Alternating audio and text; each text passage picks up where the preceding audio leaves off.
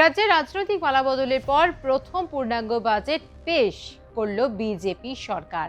স্বাভাবিকভাবেই এই বাজেটকে ঘিরে ছিল রাজ্যের মানুষের এক রাশ প্রত্যাশা। একাধিক জনদরদি প্রকল্পের পাশাপাশি মহার্ঘ ভাতা, শিক্ষায় নবীকরণ, শিল্পে বরাদ্দ বৃদ্ধিতে নতুন কর্মসংস্থান সব নিয়েই উৎসাহ ছিল তুঙ্গে। বাকি সবের পাশাপাশি এবার বাজেটের লক্ষ্য ছিল সরকারি চাকরিও। তবে এবারের বাজেটে কোনো আশাই অপূর্ণ থাকলো না বলা যেতে পারে।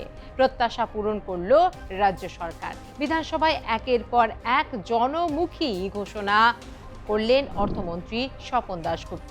এই বাজেটে শিক্ষাকে বিশেষ প্রাধান্য দেওয়া হয়েছে বলা যেতে পারে। এই বাজেটে শিক্ষাক্ষেত্রে সার্বিক উন্নয়নের জন্য কি কি ঘোষণা করা হলো, কত শিক্ষক শিক্ষিকা ও শিক্ষাকর্মী নিয়োগ করা হবে, কতগুলি উচ্চশিক্ষা প্রতিষ্ঠান তৈরি হবে, উচ্চশিক্ষায় মেয়েদের কি কি সহায়তা মিলবে, এ নিয়ে শিক্ষাবিদদের কি বক্তব্য জানাবো এই ভিডিওতে, তাই সঙ্গে থাকুন। বিগত কয়েক বছর ধরে রাজ্যের শিক্ষিত বেকার যুব সমাজ যে কর্মসংস্থানের সুযোগের জন্য অপেক্ষা করছিলেন, সেই অপেক্ষার অবসান ঘটল বলা যেতে পারে। কারণ বাজেটে কর্মসংস্থান নিয়ে বিরাট ঘোষণা করলেন অর্থমন্ত্রী। 1 লক্ষ শূন্যপদ পূরণের কথা ঘোষণা করলেন অর্থমন্ত্রী। আর এই শূন্যপদ নিয়োগ হবে বিভিন্ন সরকারি ক্ষেত্রে। যেমন 1 লক্ষ শূন্যপদের মধ্যে 33% মহিলাদের জন্য সংরক্ষিত থাকবে। এই শূন্যপদগুলির মধ্যে 20,000 পুলিশ বিভাগ, 50,000 শিক্ষক, অধ্যাপক ও শিক্ষাকর্মী, বাকি অন্যান্য সরকারি অফিসে নিয়োগ হবে। সরকারি পদে নিয়োগের জন্য বয়সের ঊর্ধ্বসীমায় 5 বছরের ছাড় দেওয়া হয়েছে। এই সুবিধা পরবর্তী 2 বছরের জন্য বহাল থাকবে। এছাড়া শিক্ষাক্ষেত্রে সার্বিক উন্নয়নে শুধু শিক্ষক বা শিক্ষাকর্মীর নিয়োগ নয়, রাজ্যের পিএমশ্রী স্কুলগুলির জন্য 2100 কোটি টাকা বরাদ্দ এবং বেঙ্গল এআই মিশন চালু করার কথা বলা হয়েছে বাজেটে। পিএমশ্রী প্রকল্পে স্কুলগুলির পরীক্ষা ভিত্তিক শিক্ষা, স্মার্ট ক্লাসরুম, দক্ষতা ভিত্তিক শিক্ষা, বহু বিষয়ক শিক্ষা এবং সামগ্রিক মূল্যায়নের মতো ন্যাশনাল এডুকেশন পলিসির নীতিগুলিকে বাস্তবায়িত করার জন্য মডেল স্কুল হিসেবে তৈরি করা হবে।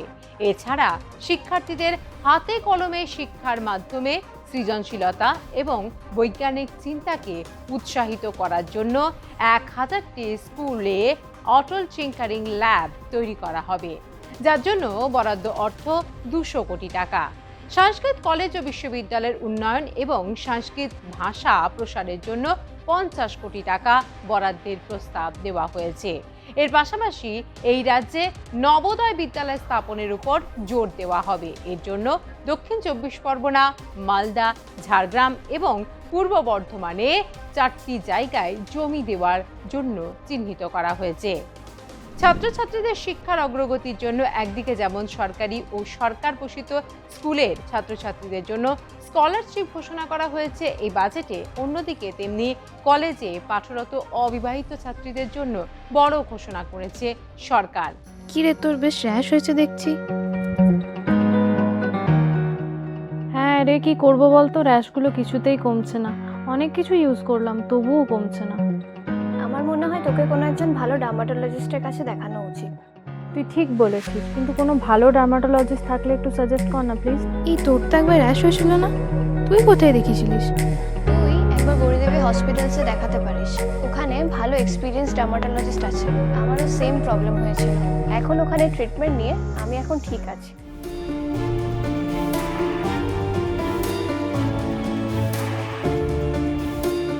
গৌরী দেবী হসপিটাল, রাজবাঁধ, দুর্গাপুর। যোগাযোগ 8001003333, 8001113333।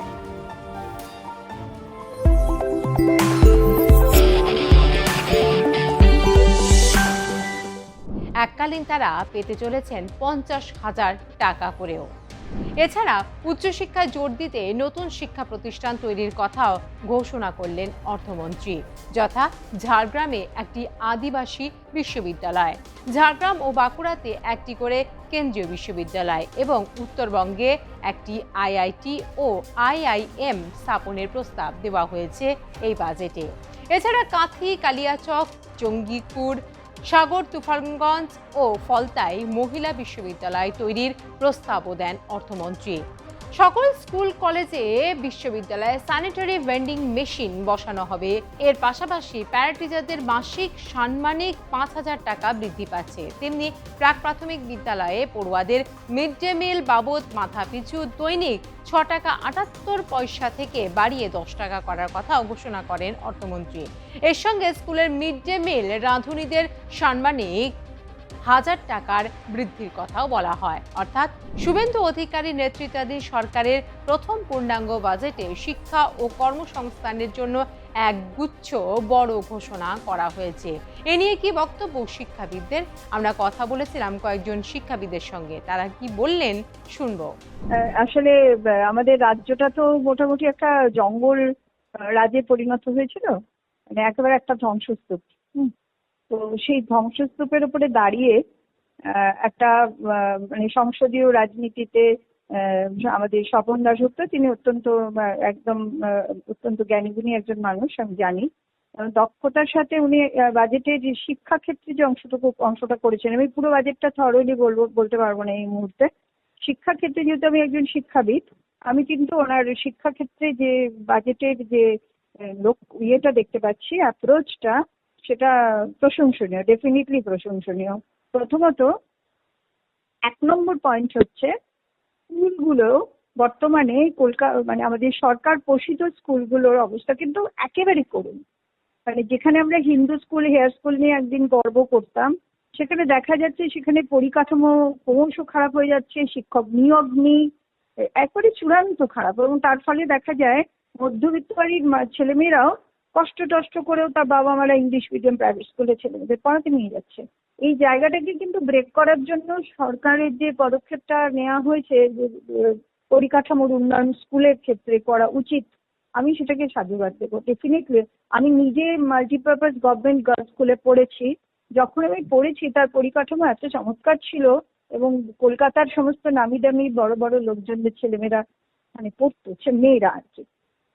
আজকে সেখানে শুধু বস্তির বাচ্চারা পড়ে। এটা খুব দুঃখের। এবং এই জায়গায় সরকার পোষিত সমস্ত স্কুলের পরিকাঠামোর উন্নয়নের জন্য বাজেটে মনোযোগ দেওয়া হয়েছে, এবং সেটাকে আমি অবশ্যই প্রশংসা করবো, 1 নম্বর। দ্বিতীয় হচ্ছে শিক্ষক নিয়োগ। মানে আমি শুনেছিলাম একটা পেপার স্টেটমেন্টে ছিল হিন্দু স্কুলে ইংরেজির জন্য মাত্র 2 জন মাস্টার। ভাবা যায় না। আর এক একটা স্কুলে তো মানে 2-1টা টিচার সব সাবজেক্ট পড়াচ্ছে, টিচারই নেই। এইখানে টিচার নিয়োগের ক্ষেত্রে যে ঘোষণাটা করা হয়েছে, 50,000 শিক্ষক, স্কুল, কলেজ ইত্যাদি মিলিয়ে ওদের শিক্ষাকর্মীও আছে তার মধ্যে।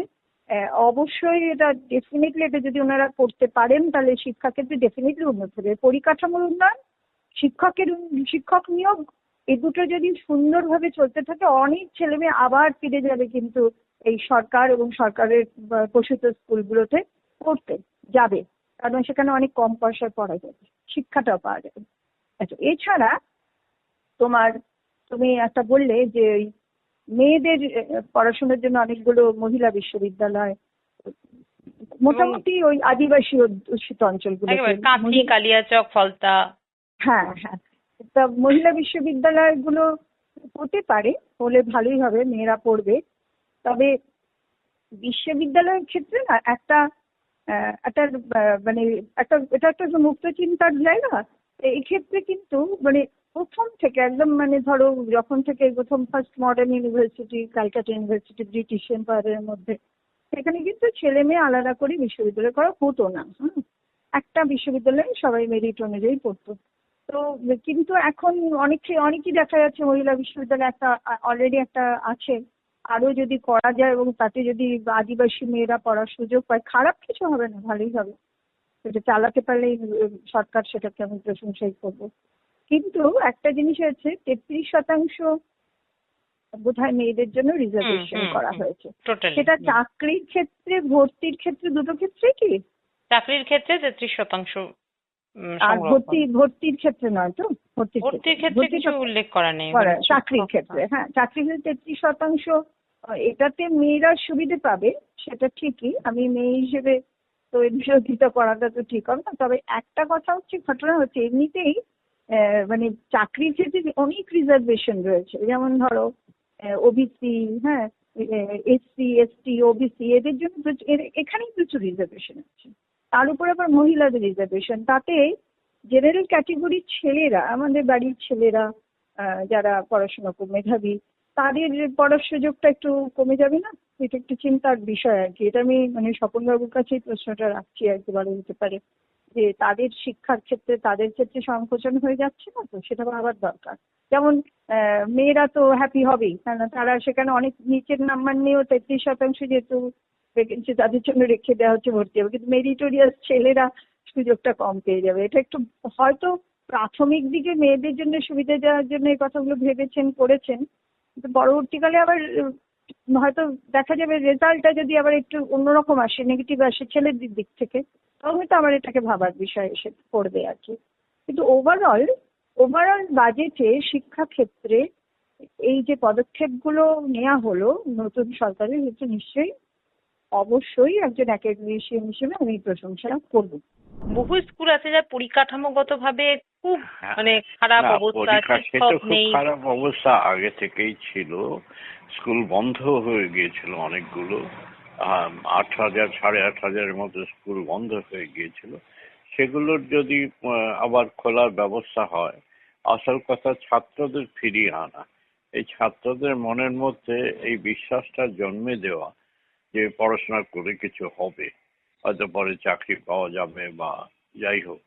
তো সেই কাজটা বড় কাজ। এটা যদি এই সরকার করতে পারে সেটা খুব ভালো ব্যাপার হবে। মানে সার্বিকভাবে আজকের বাজেটটা নিয়ে যদি বলেন দু এক কথায় কি বলবেন? না, এটা তো উৎসাহব্যঞ্জক, আশাব্যঞ্জক বাজেট বলেই মনে হচ্ছে। এবং ছাত্রছাত্রীদের পড়াশোনার অগ্রগতি আসবে এই ধাপে ধাপে যদি এগোনো হয়। হ্যাঁ, পরিকাঠামোটা পরিকাঠামো তৈরি করে দিলে, ছাত্রছাত্রীদের নিয়ে আসতে পারলে নিশ্চয়ই অগ্রগতি হবে। ভালো শিক্ষক নিয়োগ করলে না হওয়ার তো কোনো কারণ নেই। PM3 মডেলের উপর জোর দেওয়া হচ্ছে। সেটা কি মডেল? আপনার স্মার্ট ক্লাসরুম থেকে শুরু করে পরিকাঠামো উন্নয়ন।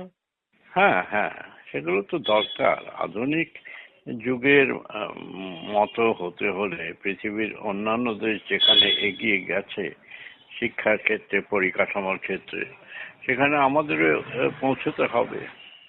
কাজেই এটা বড় কথা নয়, কিন্তু ছাত্র শিক্ষকের সম্পর্ক, এইগুলোর ব্যাপারেও, অর্থাৎ ডিসিপ্লিন রক্ষা, সেই সঙ্গে সঙ্গে ভালো শিক্ষক, সহানুভূতি এবং স্নেহ নিয়ে ছাত্রদের পড়াবেন, মানবিক সম্পর্কের উপরেও জোর দেওয়া দরকার।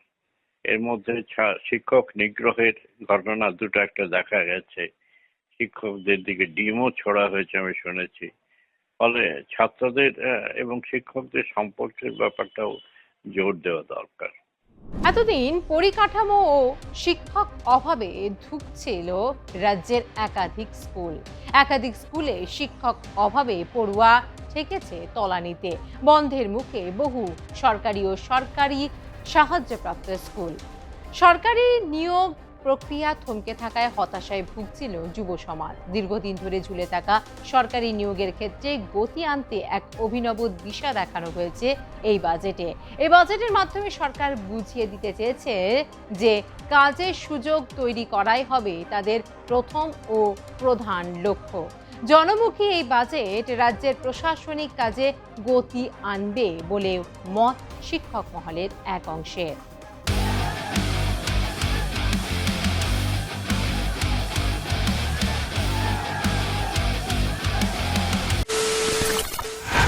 খবরের নামে প্রতিদিন সন্ধে আপনার ড্রয়িং রুমে কি শুধুই চিৎকার চেঁচামেচি খেয়ে আসে? বিতর্কের নামে চলে গালাগালি আর কাদা ছোড়াছুড়ি।